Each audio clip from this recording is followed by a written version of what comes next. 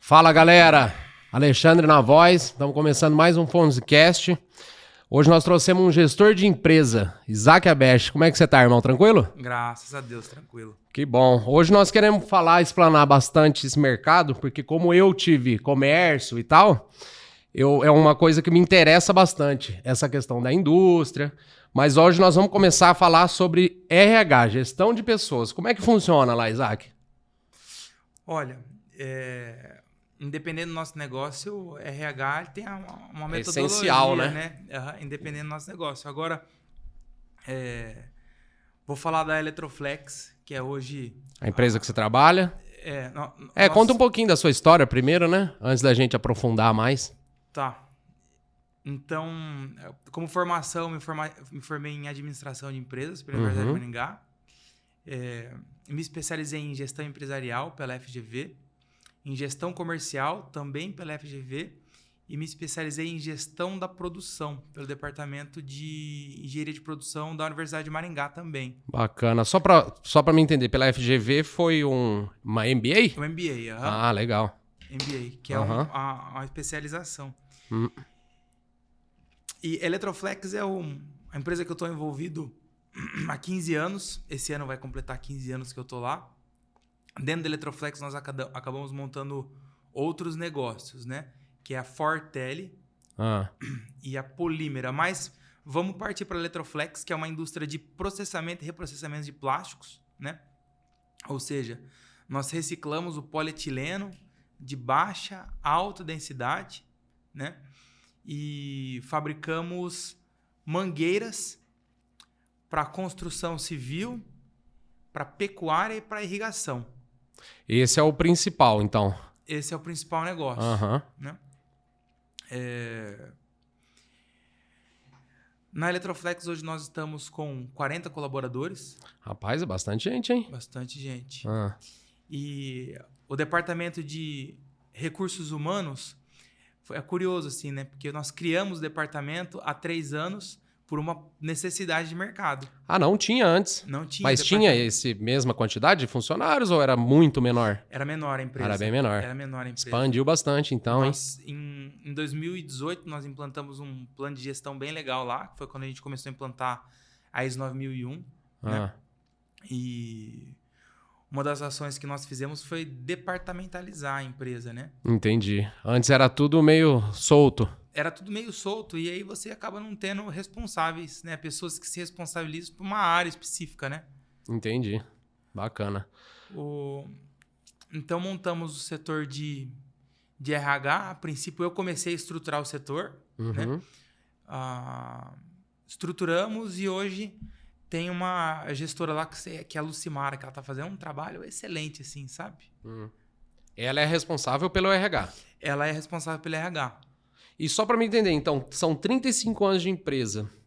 Você está há 15. Nesse tempo anterior, então, não tinha estrutura nenhuma, não tinha setor de RH. E você viu que o crescimento, quando a gente se estrutura, vai para frente mesmo, né? Eu acredito que cada um nasce com um talento, assim. Tem uma formação que, né? Um certo dom. E na Eletroflex, eu me especializei nessa parte da gestão, né? Então, a Eletroflex sempre foi uma empresa muito legal, muito bem gerida, né? Só que eu entrei lá para fazer a parte da gestão. Então, era uma empresa formada por engenheiro químico, né? Então, a cabeça do engenheiro químico é uma cabeça mais do processo produtivo, de máquina, né? Não é tão voltado para administração, né? Não é tão voltado para administração. Então, eu fiz o papel que eu tinha que fazer mesmo, né? Eu falo porque eu já dei algumas consultorias e quando a gente pega uma empresa assim estruturada e tal e a gente quer implementar um plano de negócio, alguma coisa diferente, geralmente a gente enfrenta uma certa resistência. Não sei como é que foi lá. Teve essa resistência ou você já entrou para isso mesmo, né? É empresa familiar? É uma empresa familiar. Ah, legal. Vou contar um pouco da história da Eletroflex, então, né? Já que a gente está falando dela. Eu tenho um tio, o Jorjão, né? O irmão mais velho do meu pai. Meu pai se chama Cláudio. Ele comprou essa empresa lá em Londrina, né?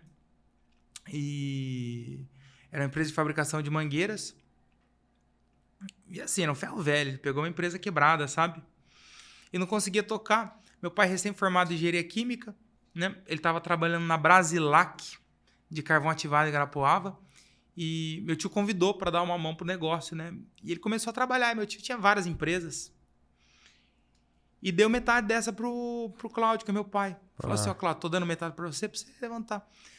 E qual que é também o talento, né, do meu pai? Ele é professor Pardal, assim, sabe? É inventor. Ele faz de tudo. Ele inventa, ele é muito bom, assim. Ele tem várias invenções, inclusive, né? Patenteado e tudo?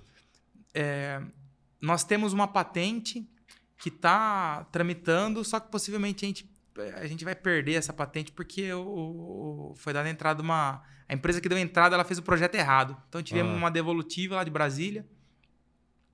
Possivelmente a gente perde, que esse produto que ele desenvolveu é um junco sintético de PVC para amarrio de móveis de bambu. Olha Sabe só. aquelas cadeiras de bambu que tem aquele cipózinho? Aquilo lá foi invenção, né, do Cláudio, né, do meu pai. Tá, então, formou a Eletroflex e todo o maquinário e todo o processo produtivo nosso foi desenvolvido dentro da empresa. Dentro da empresa, entendi. Dentro da empresa. Então, nós nunca compramos uma máquina no mercado. Hoje nós temos 13 extrusoras e todo o nosso maquinário nós que fizemos. Era uma pergunta interessante que eu tava para te fazer também. Como é que funciona o maquinário? Então, vocês fizeram tudo. A tecnologia 100% Eletroflex, então, né? Tecnologia 100% Eletroflex. Ah, né? Legal. Aí começamos a gente entendeu que o produto reciclado, você comprar a matéria-prima, no caso, o grão reciclado para produzir a mangueira, é muito arriscado, porque quem recicla, ela pode colocar carga no meio do produto, né? Então, pode ter alguma alteração, né? Um exemplo, a mangueira é de polietileno, mas tem outro plástico chamado polipropileno, que é aquele quebradiço. Tô até caçando aqui, ver se tem alguma coisa de polipropileno. Tipo, quer ver, ó? Não, esse aqui é ferro. Esse microfone aqui é coisa boa. Poxa vida, mas a caneta Bic. A caneta Bic é polipropileno. Aquela embalagem do bombom, da caixa de bombom, que vem embalagem de CD. A capa, você fala? Aquela capinha, aquela que vem embalada. Quando você compra uma maço de cigarro, vem aquele plástico que vem transparente, envolto. Aquele plástico, você vê que ele é um plástico quebradiço. Né? O polietileno é tipo sacolinha. Se você puxa ele tem liga. Ele estica, né? E não... Estica e não quebra. Não quebra, né? O polipropileno, ele é quebradiço. Então, é normal no mercado as pessoas colocarem polipropileno junto para dar peso. Entendi. Mas aí diminui o custo também? Diminui o custo, mas aí o que acontece, né? Fica um produto inferior, né? Fica um produto inferior. E a gente fabrica mangueira, né? Não pode estourar, né? Não pode estourar, cara. Ela racha e... Então, aí começamos a pegar toda a parte da cadeia produtiva, né? Fazer o nosso próprio material. Aí nós montamos um setor de classificação, né? Aí chega a matéria-prima, a gente classifica, aí nós moemos, lavamos, secamos, né? Aí parte para aglutinação. Aí depois tem a extrusão de recuperação.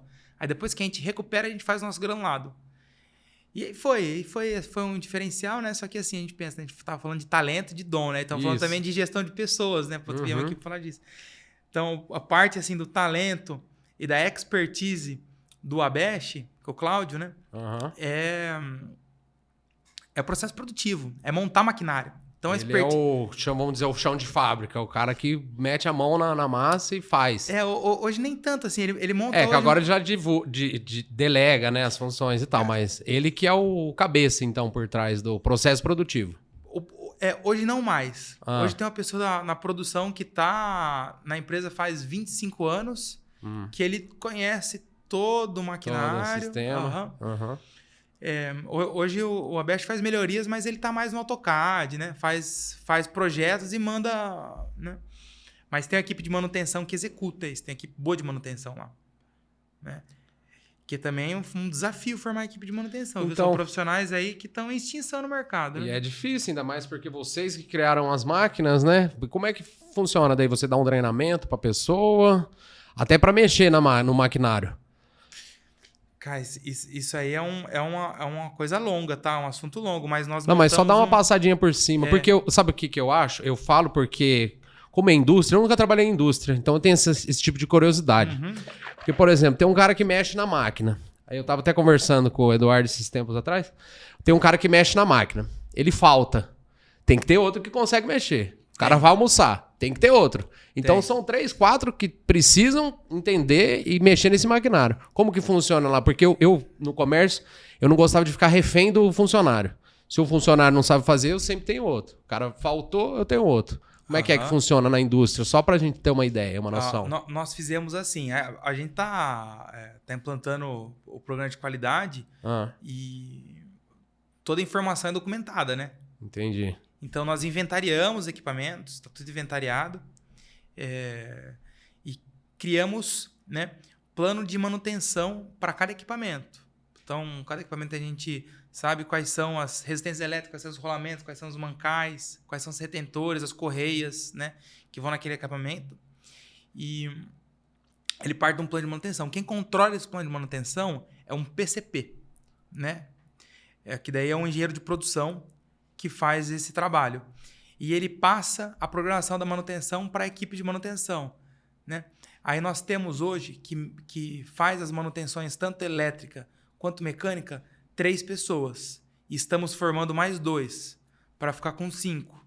E nos treinamentos de operador de máquina, a gente fala muito de manutenção, do conceito de operador manentedor, né? Então, o operador que sabe operar o equipamento e sabe fazer também uma manutenção pontual. Caso o cara seja sabe trocar uma necessário. correia, sabe abrir um equipamento, tem essas noções, né? Então, isso aí a gente treina muitos operadores também para eles fazerem pequenas manutenções. Então, a nossa equipe de manutenção hoje, eles ficam focados em problemas de construção de equipamentos, que a gente faz muita construção, melhoria, e a corretiva, a gente tenta envolver eles mesmos, mas envolve, né? envolve. O tempo inteiro. O tempo inteiro. E como é que funciona a rotina de trabalho lá? Como é que é o horário? Vocês abrem o dia inteiro? Vocês fazem só horário comercial? Nós funcionamos nós só paramos das 6 horas da tarde até as 9h30. Que esse é o horário de pico da energia elétrica. Daí você paga o dobro, né? É o dobro? Paga o dobro. Chega a ser o dobro, né, bicho? Rapaz. Eu não sei se é o dobro exatamente assim, mas... Mas chega perto. Mas então, mas você fez uma planilha e viu que realmente não vale a pena funcionar nesse horário, então. Não vale a pena funcionar. Por causa do valor, horário, não. Mas já fica a dica aí pra quem tá fechando no vermelho, corta esse horário, né? Cara, tem gente que não percebe. A energia elétrica é um fator, é algo estratégico. Inclusive, nós temos um indicador de quilos produzidos e de quilowatts-hora. Ah, entendi. É quilowatt-hora barra por quilo produzido. Por quilo produzido. Então, quantos quilos a gente produz por quilowatt? Para acompanhar a eficiência da nossa energia elétrica, né? Porque, cara, hoje, com essas assim... teve mês que a energia chegou a quase 70 mil reais. Eu ia perguntar, é um dos maiores custos, né? Eu no meu comércio, porque eu tinha bastante geladeira, freezer e tal, mas não tinha maquinário. Já dava aquela sentida no fígado, assim, sabe? Quando... E assim, nossa energia elétrica lá é redonda, sabe? Até ontem tinha um pessoal lá que a gente tá entrando no banco de capacitores para não ter energia reativa, né? Então, nossa energia elétrica ela é muito bem cuidada. Agora, o próximo, a gente também está no limite, viu? Eu comentei com você comentou. Esses dias que a gente está no limite assim, de crescimento da empresa, tanto de espaço físico... Tem que expandir. ...quanto de energia elétrica. Então, a solar... Isso que eu ia perguntar. E essa questão da energia solar?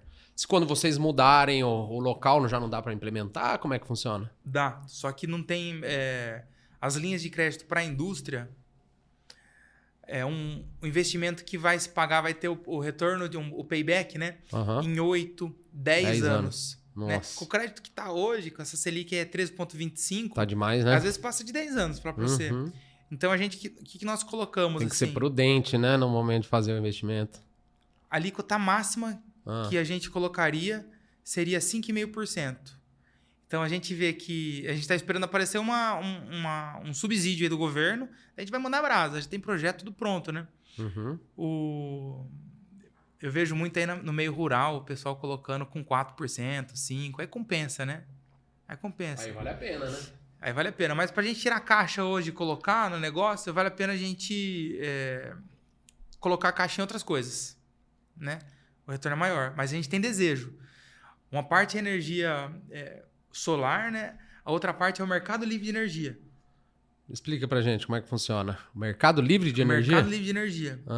Fala pro telespectador que tá em casa entender um pouquinho melhor como é que funciona. Aquela câmera tá me filmando, né? Tá. Então, possivelmente, nós vamos escutar falar muito mais do mercado livre de energia. É uma coisa que eu mesmo não tenho tanto conhecimento. Já ouvi falar, mas não tenho tanto conhecimento. Cara, isso é legal. Assim, até então, você só conseguia entrar no mercado livre de energia se você tem um transformador acima de... Puxa vida, será que é 500 amperes? Então tem que ter um puto de um transformador, uma subestação, né? Então, só os grandes entraram no mercado livre de energia, que ao invés de você comprar da Copel...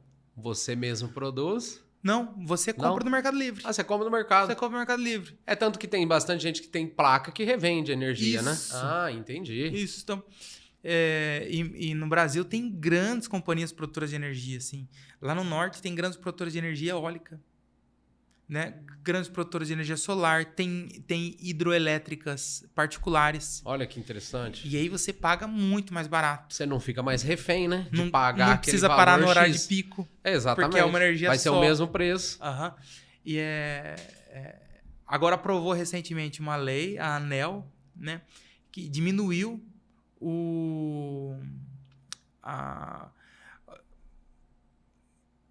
para 300 amperes ou 200 amperes você consegue comprar no Mercado Livre de Energia. E tá uma briga muito grande para o consumidor poder negociar no Mercado Livre de Energia. Para chegar no consumidor final, né? Porque eles vão colocar empecilho, porque...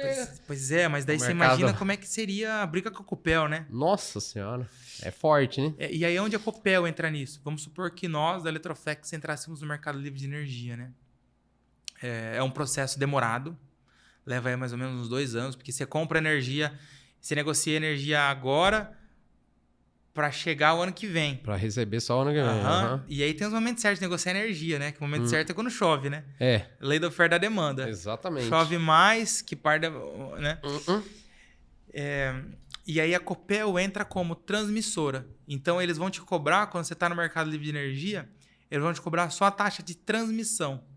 Só para te levar a energia. Só para te levar, que é uma taxa pequena, né? É irrisório. Mas é uma taxa, né? Mas eles têm que morder de alguma coisa. Também eles estão provendo um serviço, né? Então, claro.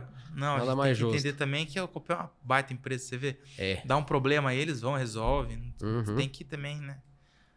Tem que entender que cara. você paga caro, mas tudo que a gente recebe é pelo valor que a gente paga, né? Mas a gente tinha muito desejo, viu? Acabamos não entrando ainda no Mercado Livre de Energia, porque a gente vai resolver o problema de energia do espaço numa tacada só. Entendi. Né? Hoje nós construímos um novo barracão. Já estão mudando, então. Já tá feito, já tá pronto. Pronto para mudar ou não? Já tá pronto, a gente tá com uma planta com espaço que tá o dobro do que nós estamos hoje. Eita. Só que você sabe por que não fomos ainda, Alexandre? Porque o meu desejo é pegar um lugar ainda maior e garantir uns 20 anos, sabe? Entendi. Já para ficar tranquilo. Eu gosto de beira de rodovia. É mesmo? Beira de Mas rodovia. por quê? Qual é o benefício? Visibilidade. Né? Hoje nós estamos, esse barracão nosso era um parque industrial próximo a Bunge, é muito escondidão, sabe? Entendi. Então tá para negócio aí, né? Vamos ver quais vão ser os desfechos. E lá que mal lhe pergunte, mas é alugado ou é de vocês mesmo? É nosso. O que vocês já estão. Então já corta esse custo de aluguel também. Não, é tudo nosso. Porque ficar pagando aluguel, esse dinheiro que não volta, é triste, né? É triste. Agora pegar um maior, então para vocês vai ser bom. Mas então você falou, e tem alguns outros, se você quer integrar tudo junto, no mesmo barracão, no mesmo espaço. Queria integrar tudo junto. Entendi. Até a gestão fica mais fácil daí. Pois é, cara. A logística melhora. A logística melhora muito. Você tem um maior controle, né? Quando você para, tudo é duro. E vocês atendem região, atendem mercado nacional, internacional? Como é que funciona? Olha, nós atendemos o mercado nacional, praticamente todos os estados do Brasil, mas tem estados que nós vendemos mais, estados que a gente vende... Qual que é o que vende mais? Só por curiosidade. Paraná, né? Paraná, né? Nós estamos aqui, né? Estamos aqui, a nossa logística, a logística do nosso produto é uma logística cara. Porque dá, é caro, né? produto Eu estava imaginando isso, eu estava pensando no transporte, né? Toda essa... Mas, então, esse mercado externo, internacional, não atende ainda? Nós fizemos a capacitação pelo PIEX, pela PEX Brasil. Assim que o presidente, que o Bolsonaro, ele assumiu, o Guedes, como estava o dólar alto. Estava altíssimo. E era um momento interessante para o país, né, exportar. Né? O Brasil é um puta de um exportador, Nossa Senhora. Só que ele tem exportado hoje muita matéria-prima de base, né? Isso é commodity, né? Eu acho que o que mais exporta? Café, soja. O que mais? Acho que isso, né? Café, soja, frango. Carne bovina. Carne bovina. Açúcar, álcool. É isso aí. E aí nós participamos desse programa, né? E fizemos uma pesquisa como mercado foco Paraguai, Argentina e Uruguai. Né? Mas hoje a gente tem muito mercado no Brasil ainda. A gente tem muita região para explorar. A demanda aqui ainda tá... Tem, mas a gente tá pronto. O nosso site, nós fizemos o site em 2 línguas, né? Fizemos a prospecção de clientes no Paraguai. Hoje a gente exporta indiretamente. Eu entendi. Né? Porque é um passo a ser tomado que tem que ser feito com muito cuidado, né? Porque com muito cuidado. Você começar a exportar e não conseguir suprir a demanda interna do seu próprio país, mesmo com valor, você vai ganhar um pouco a mais e tal, e outra logística, né? Então, quando eu falo indiretamente, assim, outros clientes exportam o nosso produto. Eles compram e exportam. Entendi. Compra, às vezes industrializa, né? Hoje nós fabricamos também mangueira para transmissão elétrica. No caso, uma mangueira que vai dentro do poste de concreto. E hoje a gente atende o maior fabricante de postes do Brasil, que vai se tornar, está com plano de expansão para se tornar o maior da América Latina nos próximos 10 anos. Né? Então a gente vende muita mangueira para poste. Né? Então a gente atende algumas regiões, né, que tem unidade em Cuiabá, Itápolis, Itaboraí, no Rio Grande do Sul. Né? Então a nossa mangueira vai dentro do poste exportada, né? E dessa empresa exporta muito para Angola, para África, para Europa. Então, indiretamente, realmente, você está indiretamente exportando. A gente exporta de maneira industrializada, né? Mas só para voltar um pouquinho no foco, porque a galera que está em casa, que está pensando em empreender, você acha que então vale a pena ir para essa parte da indústria? Cara, tem que ver qual que é o talento, né? Isso que eu falo. O dom, mas tem que empreender, empreender. Hoje... Não, mas na questão financeira, porque realmente você abrir um comércio vai ser X. Agora a indústria, o maquinário, o tempo, funcionário... A indústria é um baita de um desafio. Isso que eu ia falar, porque eu sempre vi a grama do vizinho mais verde. Então eu sempre falava, bicho, eu quero ir pra indústria. Eles que estão ganhando dinheiro, mas e os desafios, né? É coisa de louco. A indústria é coisa de maluco. Você imagina que, olha que delícia, você fica imaginando se eu comprasse a mangueira hoje, chegasse tudo no nosso pátio lá, estacionasse um caminhão de mangueira, a gente só tivesse que vender. Só revender. Maravilha, cara. Né? Não, a gente tem que... todo o processo, assim, lá é um grande desafio, viu?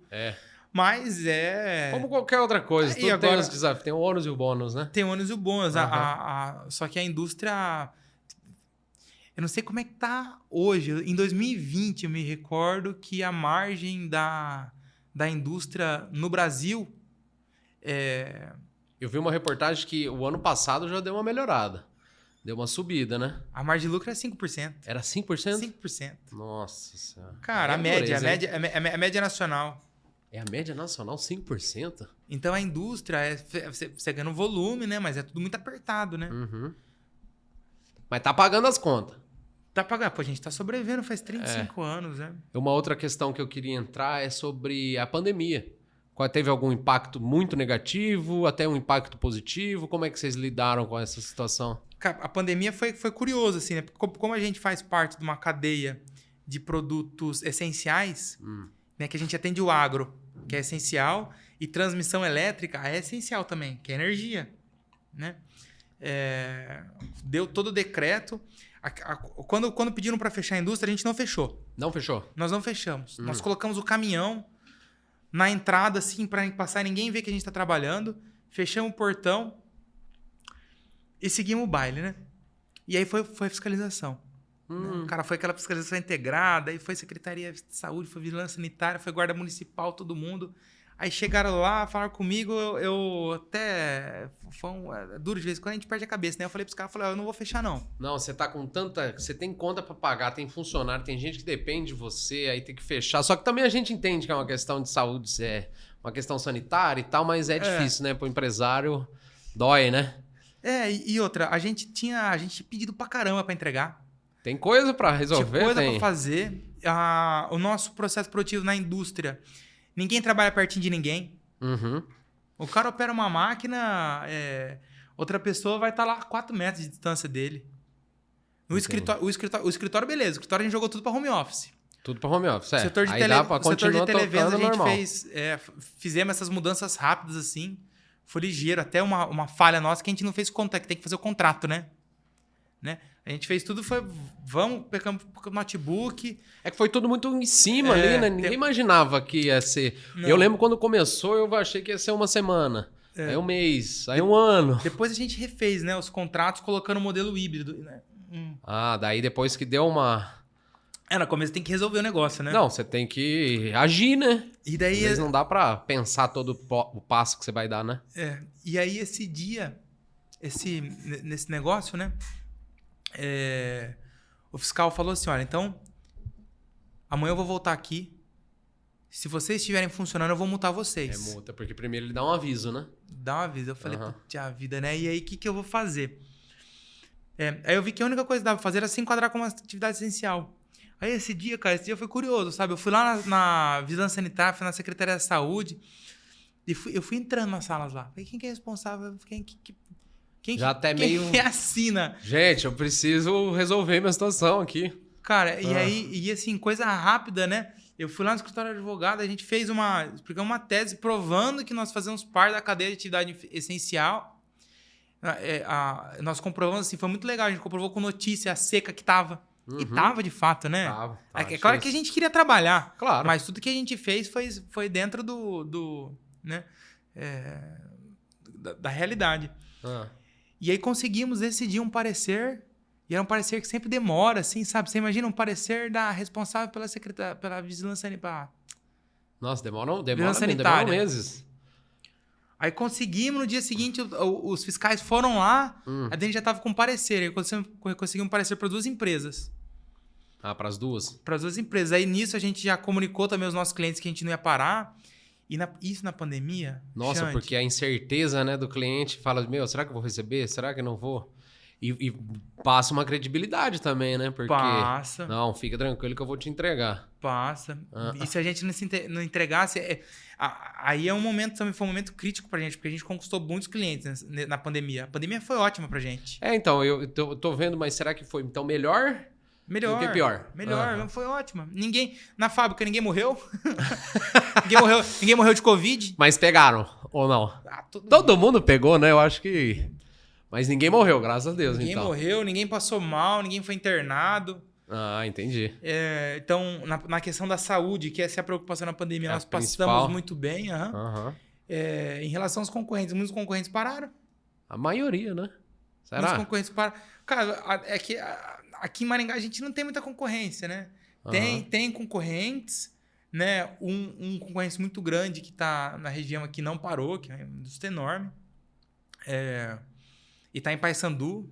Então, lá foi municipal, né, as decisões, né? Então, cada lugar teve uma Paysandu, a turma não é louca de parar as indústrias estão lá, né? Não dá, né? Não dá. Acaba com a cidade daí. Acaba. Mas o maior concorrente seu vem de onde, então? De São Paulo? Depende do produto. Cada produto a gente tem um... Mas São Paulo e Santa Catarina.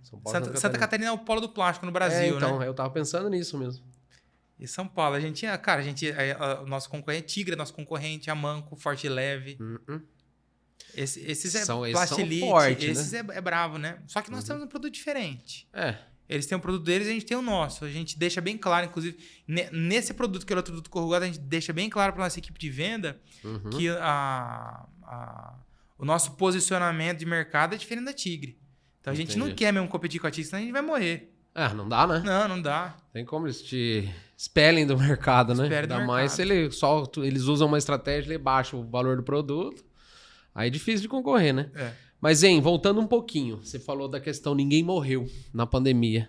Uma das minhas maiores preocupações quando eu penso em indústria, eu penso bastante em acidente, em alguma coisa que pode acontecer, porque eu vejo o noticiário sem volta e meia. Explodiu uma caldeira, morreram 3 funcionários. O outro caiu do andaime e se machucou. Como é que funciona lá? Vocês têm uma manutenção uma coisa preventiva para a pessoa não se machucar? Quanto tempo vocês ficam sem acidente? Vocês colocam aquela plaquinha? Estamos trabalhando 2 dias sem acidente?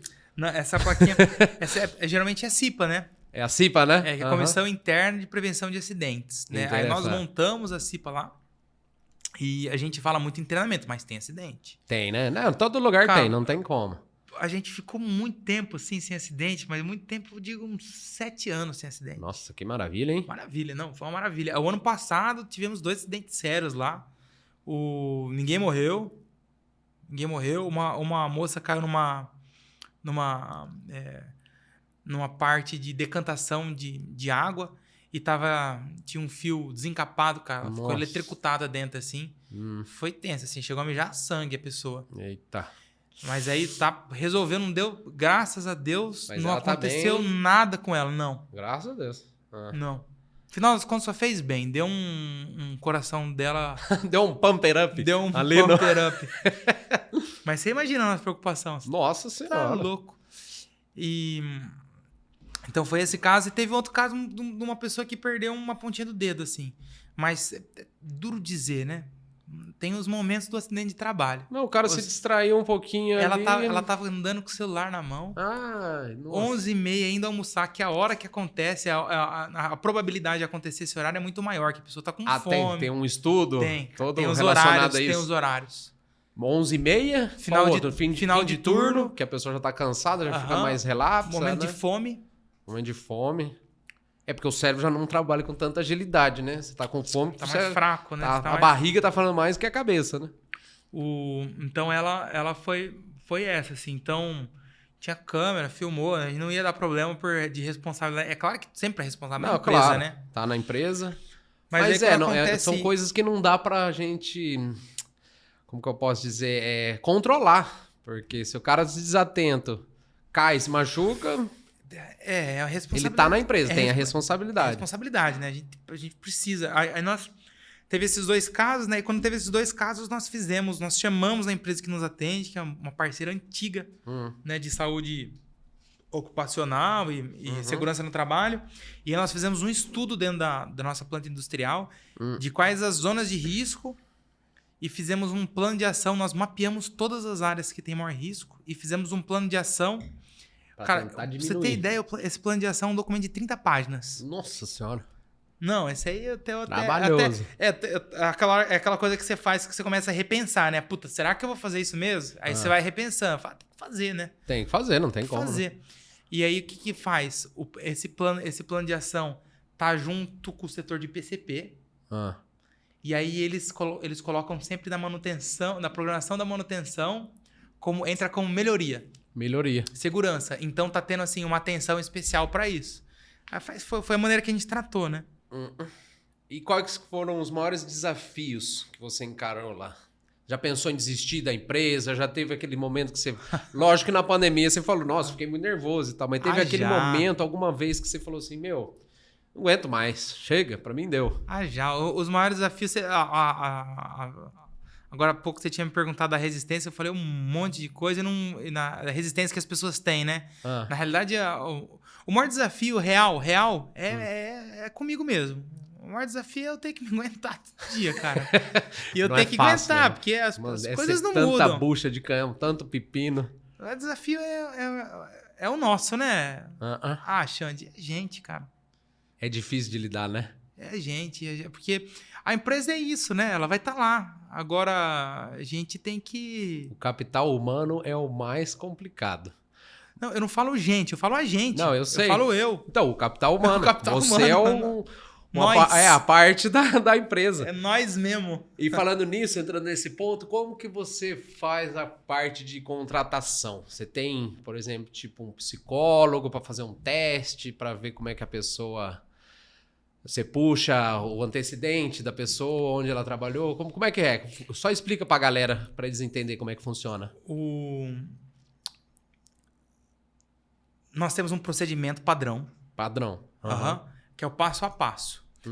Então, anúncio da vaga, piriri, aí capta, antes da entrevista, a gente faz uma análise do currículo. Aí depois da análise do currículo, a gente faz mais uma triagem antes da entrevista, que é umas perguntas para a pessoa que a gente já faz por WhatsApp ou por telefone mesmo. Aí chama para entrevista, né? Antes da entrevista, então já tem esse primeiro contato e tal, aí foi aprovado, aí chama para entrevista. Isso. Para vagas individuais, a gente tem um procedimento, e a gente tem um procedimento quando a gente vai montar um turno, precisa contratar 15 pessoas. Daí a gente geralmente faz muitas dinâmicas. Né, dinâmicas, que eu acho um barato, cara. Eu acho super legal essas dinâmicas. É legal, né? Que daí você coloca todo mundo numa situação, assim, todos os candidatos numa situação. Nós inventamos umas dinâmicas muito legais. Vocês inventaram? Eu criei umas dinâmicas. Ah, é? Eu criei umas dinâmicas legais. Depois eu conto se tiver tempo, né? Mas... Não, tem sim, pode contar alguma, que eu fiquei interessado. Eu participei de uma dinâmica uma vez que eu achei muito interessante. Numa empresa que eu trabalhei eu era consultor não. Eu vendia plano odontológico. Rapaz... O bicho, o líder, né? Eles tentavam tirar da gente o melhor. A gente chegava de manhã, tinha que gritar. Aí faz aquela... Colocar em situação de pressão, né? Exatamente. Mas conta aí, qual dinâmica que você inventou, que é uma... Tá, eu vou contar uma que nós inventamos, mas assim, só pra... Então, tem um passo a passo, né? E aí, depois da entrevista, tem o teste comportamental.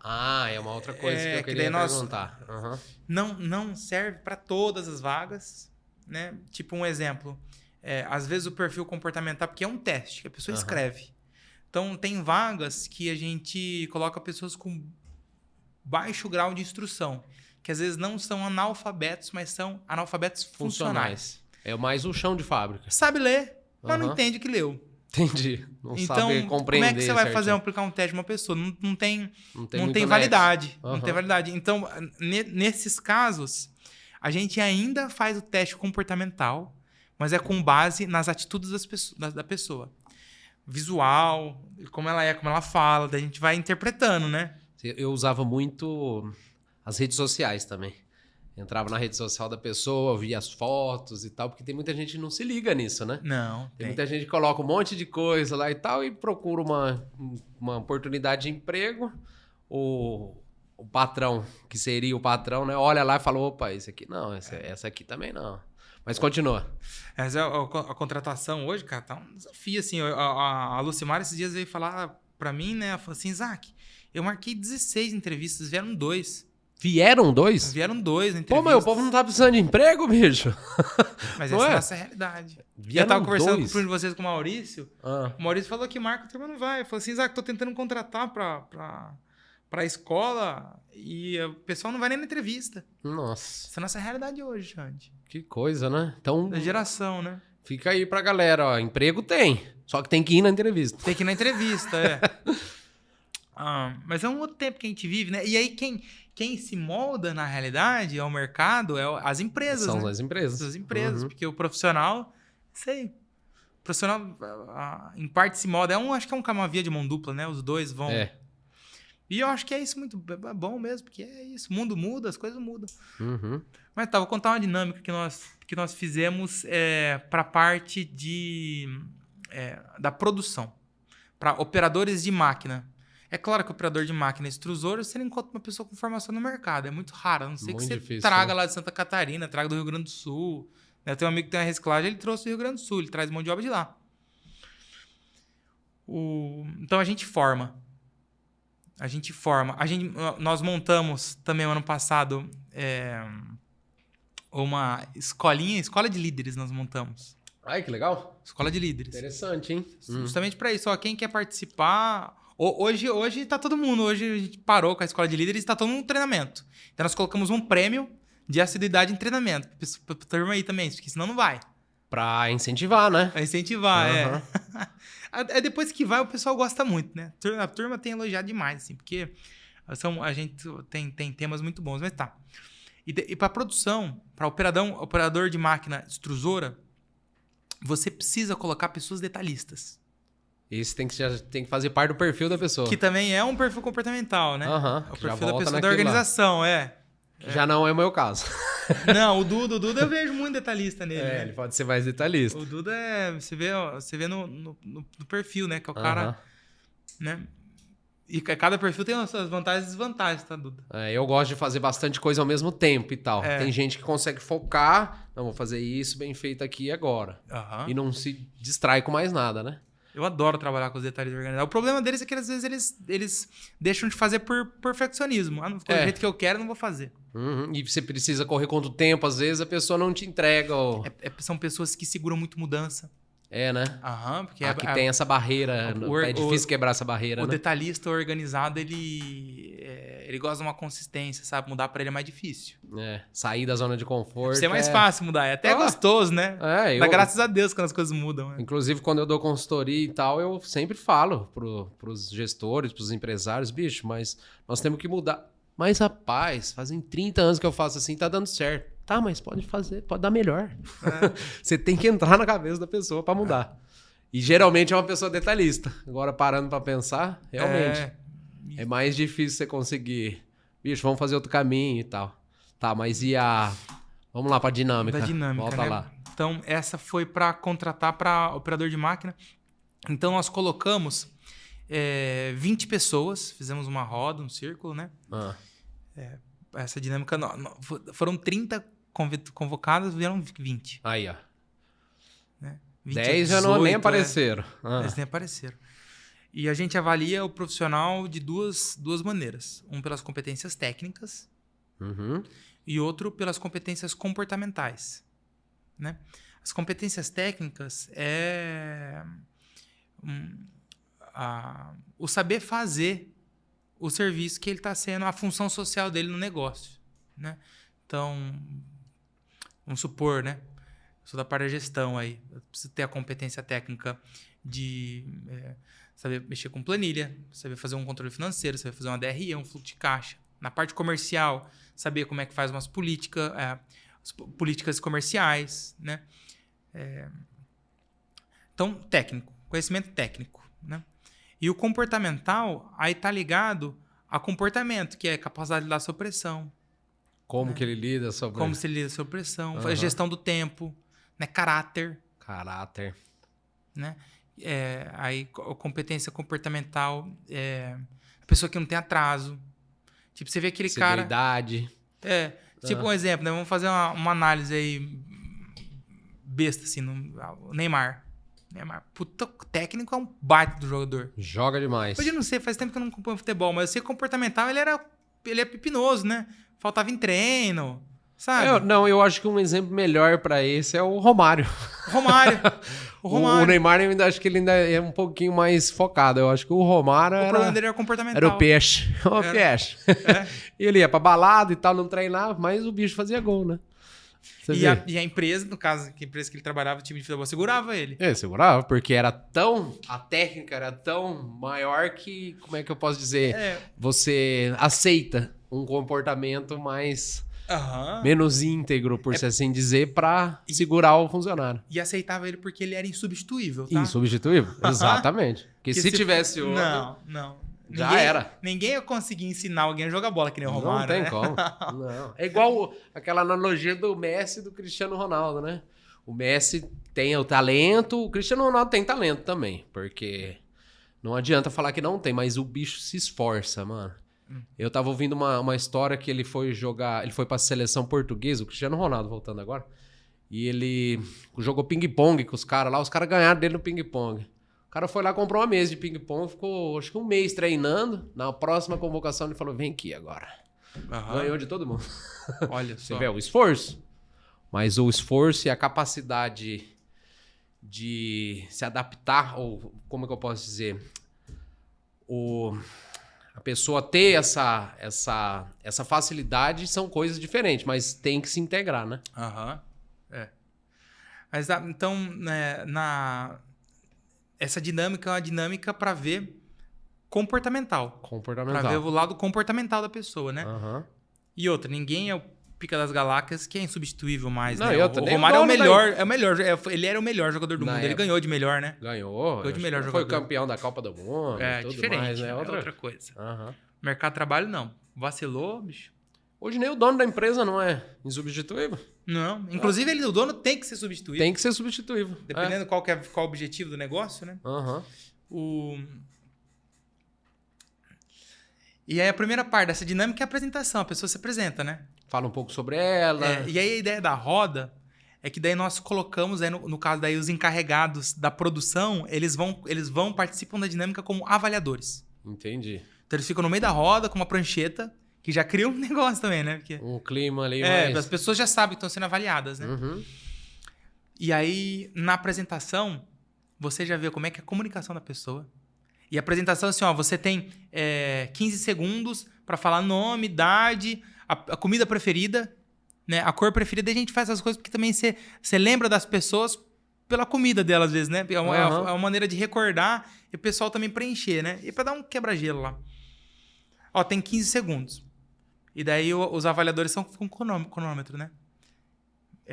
Ver se a pessoa consegue falar tudo isso perguntado nesse espaço de tempo. Nesse espaço de tempo, se a pessoa tem uma comunicação clara, né? Aham. É Um ponto X também, né? Porque a pessoa tem que falar e tem que ser eloquente, Com- ser bem entendido. Claro, comunicação. E tem gente que não consegue, tem gente que fica.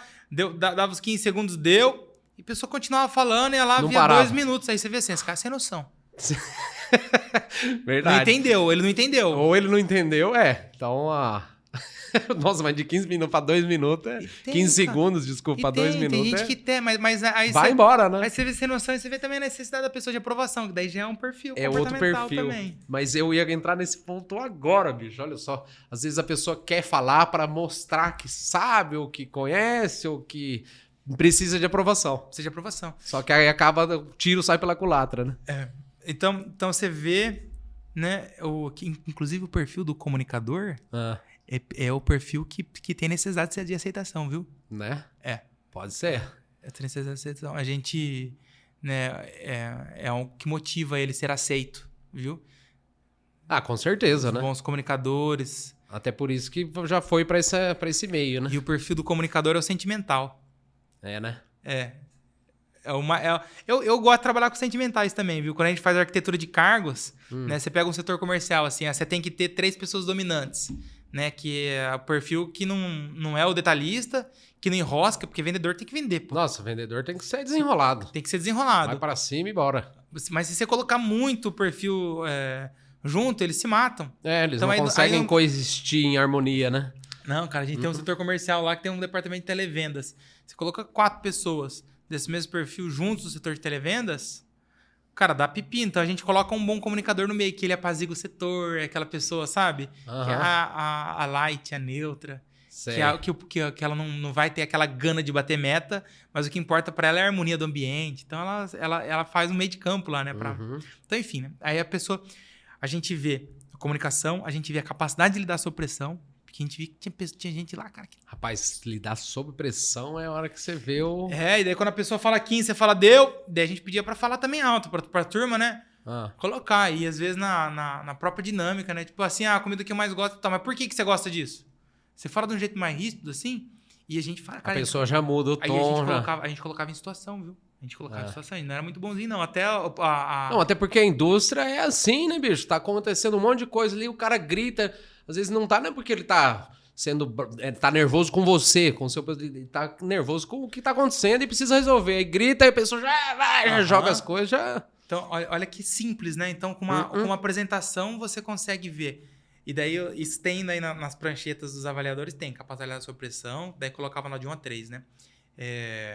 Gestão do tempo. Gestão do tempo. Comunicação e postura. Postura. Postura. Cara, a pessoa que tá com uma postura na roda bem posturado... Já ganha um... Mas Já. também não pode ser aquele cara que fica assim também, né? Porque daí eu acho que ele demonstra muito nervosismo daí, né? Ou não? Aí você vê, né? Que Tipo, também tem que ser uma... Você vê que é uma pessoa que tá tensa. Aí você pensa, mas se ela tá tensa e ela tá se preocupada com a postura, beleza, ela Mostra tá se preocupando. que tá se preocupando. Cara, mas a gente viu gente que se apoiou em rolo, que se apoiou em máquina, assim. Não, que chega se lá pra apoiou fazer o assim, negócio aham. assim, né? Isso.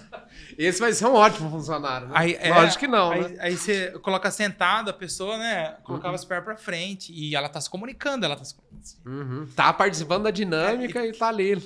E você sabe quem faz essa dinâmica de pé, meia lua? A Disney. A Disney. A Disney fazia. Tinha uma amiga que trabalhou lá. Ele que foi uma meia interessante. lua. A pessoa ficava aqui no meio e ela ficava 2 horas dando treinamento de pé, falando. A pessoa que perdia a postura não era contratada. Não era contratado. Porque assim, a Disney tem a necessidade de servir bem. Então, que eles querem contratar pessoas que dentro dos parques tenham o servir. Aham. Então, você imagina se o Mickey... a velho, imagem- imagina se o Mickey tiver encostado na Disney lá. Deitadão lá. Deitadão, Aí não dá, A né? pessoa que vai servir, tipo, a pessoa tem que estar sempre assim, pronta para servir, né? E a gente vê muito postura também, porque é duro gente desemposturada, né? Poxa. Ué, você chega em um restaurante, um comércio, a pessoa vem te atender, tá assim, ó. Opa, tudo bem? Pô, levanta o rosto, fala Hoje, na comigo, olha no realidade- meu olho. Mas na realidade, eu sou analista de perfil comportamental. Ah, Mas assim, um bom setor de RH não precisa nem de entrevista para contratar. não precisa? Não, eu digo assim, Não, você entendi. faz uma dinâmica. Faz uma dinâmica e já você tem faz todas uma- as respostas que você precisa. Você baixa um Renavan da pessoa, Entendi. sabe? Aham. Você sabe quem que é o pai, você sabe quem é a mãe. A gente evita, né? Apesar de... É porque a mão de obra hoje não tá em Não falta. tá fácil. Às vezes a gente tem que se sujeitar a contratar alguém que Tem, mas não olha- se encaixa perfeitamente, mas que vai suprir ali o que você precisa, né? Dependendo das vagas, a gente não contratava pessoas com brinco e tatuagem. Ah, é? Ainda é Ainda assim. tem? Ainda tem. E nós somos jovens, né? Mas eu acho que esse é um preconceito que, como eu morei muito no exterior, já não existe tanto. Mas aqui no Brasil eu vejo que existe. Mas isso não... O que a gente analisa não é a questão do preconceito. Explica pra vê gente, assim, então. Primeiro, né? A gente vê por que a pessoa fez e quem que é a família dela. Então você vê aquele cara que tem aquela família tradicional. Tipo, você vê a família que é da congregação cristã. E tá e lá, o menino pô. tem 20 anos, tem um alargador na orelha e Tá escrito vida louca aqui. e tem umas no tatuagens, pescoço. umas coloridas de uma carpa, né? E daí você já sabe que ele já tem um problema com a figura de autoridade. É uma pessoa que é transgressora. Tipo assim, É que é tem difícil gente- você firmar, falar isso com propriedade. Não, a gente tá falando de psicologia. Tá falando. É que eu não sou subjetivo. psicólogo, é meio subjetivo, né? É subjetivo. Mas dá pra fazer essa análise. Tipo assim, o teu pai gostou da tatuagem? Você pergunta pro cara, o cara fala não. E assim, a questão edípica dentro de casa, né? A figura do pai é a figura de líder. Da autoridade. Da autoridade. E na empresa, cara, pra você ter ideia, minha mãe é psicóloga. Então. Ela foi professora da UEM 35 anos. Doutora, puta psicóloga, assim, né? E esses dias ela fechou uma parceria com o Sicredi, ela atendeu toda a diretoria e a presidência. E um dos problemas era a questão edípica. Então, às vezes, o diretor tinha uma questão edípica com o presidente. Né? De problema de figura de autoridade. E daí, para resolver isso, ele chegava na figura de autoridade que era a figura do pai. Entendi. Então, Faz assim, todo esse... Então, é uma viagem. Eu também sou freudiano, sou da psicanálise, né? Entendo também que tem muita coisa que é edípica. Então, a maneira que a pessoa lida com a figura de autoridade é a maneira que ela funciona na casa dela. Então, um exemplo. Tá, aí é uma tremenda uma red flag, então, você chama, né? Cara, aí você tem que fazer análise. Tem que fazer Porque análise. tem gente que faz tatuagens e que isso não interfere no nosso processo seletivo. É porque eu já tive A gente pergunta. funcionário e tal que tinha tatuagem, teve o que deu trabalho, teve o que foi ótimo. Porque sempre gostou de desenho, sempre, inclusive, queria ser tatuador, Então, alguma coisa assim, saca? entendeu? Aí é outra questão. Tem essa... A gente não é preconceito contra a tatuagem. Claro. O nosso negócio é fazer análise Uhum. por que fez, né? E quem que ele transgrediu. Uhum. Porque se na casa dele não tem problema, a Aí ele turma não gosta, transgrediu nada. Não transgrediu nada. É em relação à imagem, né? Então, essa análise a gente faz, a gente leva em consideração em relação à tatuagem, que for, né? Uhum. E tem vagas que a gente quer pessoas submissas. Entendi. Que tem que ter a figura de autoridade. Uhum. Mas Você sabe que trabalha na parte de consultoria. Você sabe que só tem crescimento quando você burla o sistema, claro. né? Uhum. Então, um exemplo. Exatamente. Eu na Eletroflex burlei muita coisa. Mas eu sou o perfil adequado para. Inclusive, eu sou analisado, né? Eu sou analisado, porque também eu tenho que estar adequado com o meu perfil para a função que eu exerço. Né? Então, tem perfil, você vai colocar uma pessoa para perfil gestão. Um gestor, ele tem que quebrar a regra de vez em quando. Lógico. Então, os transgressores não são só ruins. É isso que eu quero dizer também, né? Tem tudo, tem o pós e o contra, né? Claro, os transgressores não são só ruins. Tem gente que tem que burlar o sistema, pô. Sistema antigo que funciona. Pra desenrolar, né? Se não colocar na produção, às vezes, um cara que também queira fazer diferente, mudar, que não crie confronto, que inove. E não vai pra frente. Só os submissos, aí lascou. Mas às vezes precisa do submisso igual... Às vezes precisa. Era uma coisa que quando eu trabalhei uma época no McDonald's, lá no exterior. E é bem isso mesmo, porque daí eles querem uma pessoa que, você vai fazer isso e isso. Pronto. Só isso. É essa a questão. E esse é um olhar que o RH tem que ter. Esse é um olhar que tem que ter. Mas aí, por exemplo, o líder, o chefe de setor já tem que ter um outro perfil. Não, eu vou ter que contratar, eu vou ter que ver isso e tal. Já não é a pessoa que vai ficar só no... A gente busca... Nós montamos uma equipe gestora, né? Por setor, assim, que são os responsáveis por área. E essas pessoas, a gente incentiva que elas burlem regras. É louco isso, né? Mas a gente incentiva que elas burlem o sistema. A gente fala assim, tem um sistema... Vai ficar um corte interessante isso aí. Burle as regras. Mas não é? Mas é. Não é? Você não falou assim, eu vou lá, a empresa tem 35 anos fazer a mesma coisa. Não vai. A gente sabe disso. Não vai, o mundo tem que se adequar à realidade. Às vezes o que é certo ontem já não é certo hoje, não vai dar resultado. Mesmo que seja a regra, né? Mas se você não fizer diferente, você fica pra trás. Aí você é engolido. E aí então a primeira parte, voltando na dinâmica, pra acabar também, né? A primeira parte é essa... a apresentação, e a segunda parte a gente faz uma dinâmica com copos. Com copos? A gente dá uma pilha de copo descartável, e daí tinha 20 pessoas na dinâmica, e daí a gente forma 10 equipes de 2 pessoas. Né? Então, formamos, a gente fala assim, essa dinâmica vão ser em duplas, vai ser uma dinâmica em duplas, né? E tudo isso no chão de fábrica, todo mundo de pé em círculo, né? E a gente quer colocar, não quer... a gente coloca em condições ruins. Tudo em condição ruim mesmo. Claro, que é a realidade, o dia a dia. Porque daí você consegue ver a pessoa. Como que ela tá se adequando naquele ambiente, todo mundo sentadinho. Numa sala com ar-condicionado, tomando Apesar que para administrativa a gente faz... É diferente. É diferente. Porque ali é o meio ambiente que a pessoa vai ter que ficar. A gente coloca uma pilha de copinho, não um copo grande, copinho de café descartável. Copinho pequenininho. E daí a gente dá um galão, aquele de 5 litros, cheio de água. Né? E a dinâmica é o seguinte, a gente tem 4 minutos para desse galão encher. A equipe que ganhar, a equipe que encher mais copinho. Só que não pode derrubar e tem que ficar até a boca. Né? Vocês têm 30 segundos para fazer o planejamento. Aí, cara. Aí tem São 2 pessoas. Aí você já vê quem que é o líder. Vamos fazer assim. Eu acho que eu já ia chegar e falar, bicho, já vamos colocar tal. Você vê quem que é o líder e quem que é... Você vê, já mostra uma. Você vê quem que é o líder, né? Aí depois, você vê quem que é o organizador. Vamos organizar assim, que daí dá pra gente jogar água aqui, vai ser assim, cara, sabe? Tem gente que faz os copinhos... E daí, conforme a gente vai contando o tempo, a gente vai falando, deu 30, né? Falta 20. E daí a gente passa nas rodas, e aí tem os avaliadores, né? Que avaliam daí as duplas, para ver quem que é o líder. Daí a gente coloca e a gente passa e fala assim, tá muito mal feito isso aqui, você vai fazer desse jeito? sob pressão. Pra ver se a pessoa é submissa ou não. Puta, é duro, né? Mas é. Ah, mas tem que fazer. Mas é. Uhum. No dia a dia, lá na Eletroflex, inclusive é um valor nosso respeito, assim, sabe? Ah. A gente não trata ninguém mal. Não, mas não é questão de tratar mal, é.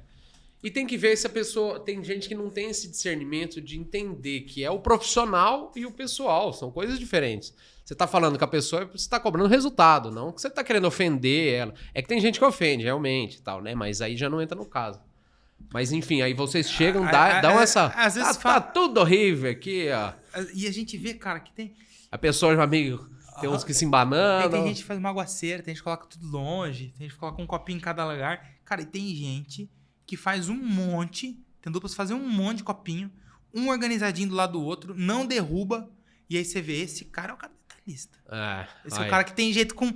E pra operar a máquina tem que ter jeito com a mão. Tem que ser, E você sabe, tem gente que não... Tem gente que é estabanada, Xande. Não é maldade isso. Eu sou. É. Eu sou estabanado. Aqui, ó. Eu pego o copo com o maior cuidado aqui que eu tenho medo de derrubar. Eu sou meio estabanado.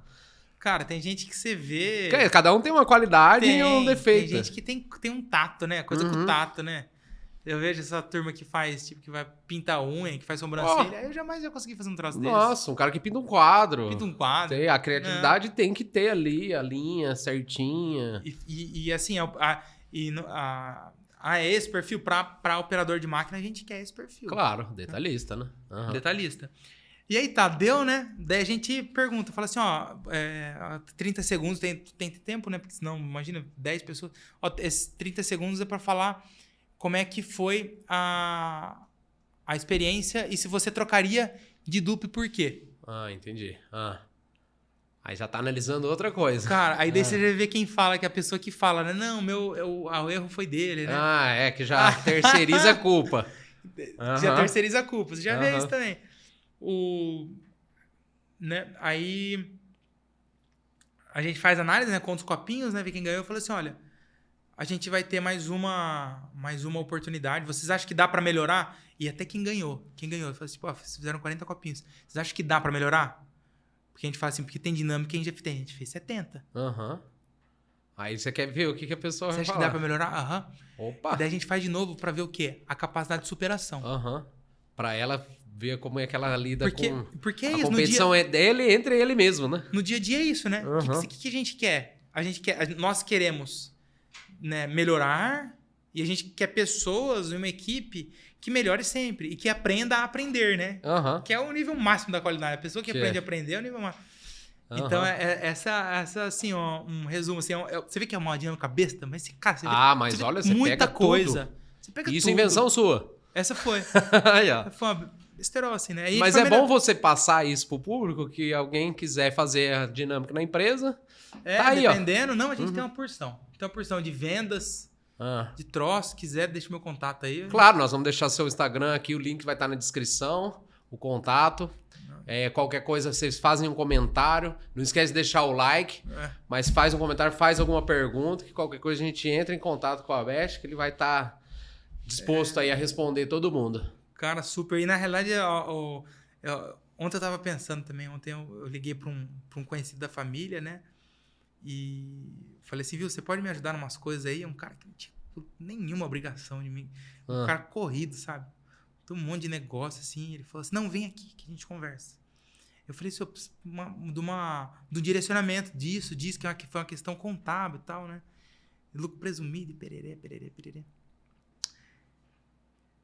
E eu fico pensando assim, na minha história, cara, tanta gente que sempre, assim, se dispôs... A ajudar, não tem nada em troca. Então, hoje eu pra mim, se que puder propagar o conhecimento que é isso, né? A gente é ajudado e a gente tem que ajudar como a gente pode. Exatamente. Né? Essa é a vida. E querendo ou não, querendo sim, né? Mas esse conteúdo deve ajudar muita gente que tá pensando em empreender, tá pensando em cuidar dessa parte de RH, como que eu contrato. RH é uma coisa sem fim. É sem fim, né? Você trabalhou com consultoria. Nossa. E eu tive muito funcionário já também. Eu fui funcionário. Já tive dos dois lados. É interessante quando você é funcionário e depois você vira patrão, para você ver, tipo, olha, tudo que eu pensava tá errado. E vice-versa. Porque tem muita gente também que só foi patrão, nunca foi funcionário. Mas eu sempre brinco que o patrão é funcionário dele mesmo, né? Aí, e você é exigente, depende de como você é exigente, né? Se você for muito exigente, você vai ter um patrão chato, né? Agora, se você não for, também. Mas eu acho que é isso. Tem mais algum ponto que você quer falar, passar? Poxa vida. Não, é uma conversa que uma hora tem que acabar, né, É Xande? triste, né? Porque tá bom o papo, tá fluindo legal, né? Porque senão a gente vai embora, fica embora, 2-3 horas. Vai embora. Mas qualquer coisa também a gente marca um outro horário. Vamos ver o que o povo vai comentar aí, vai dizer. Não, eu agradeço o convite, Xande. Opa, eu que fico super feliz de te receber aqui. Pro Duda também, assim, tá nos bastidores aí, vocês não estão vendo o Duda, né? Faz o trabalho dele quietinho. Espero que, né? Não, com certeza agregou. Que dê bons bastante. frutos aí, né? O podcast de vocês, né? Não só o que eu falo, mas que... Esse empreendimento aí. Que vai embora. Vai embora sim. Então, gente, obrigado. A gente vai ficando por aqui. Deixa o like, se inscreve e comenta. Se tiver alguma pergunta, deixa aí na caixinha aí embaixo. O link da descrição vai ter o Instagram, todos os contatos. E a gente fica por aqui. Valeu, abraço, fui! Obrigado!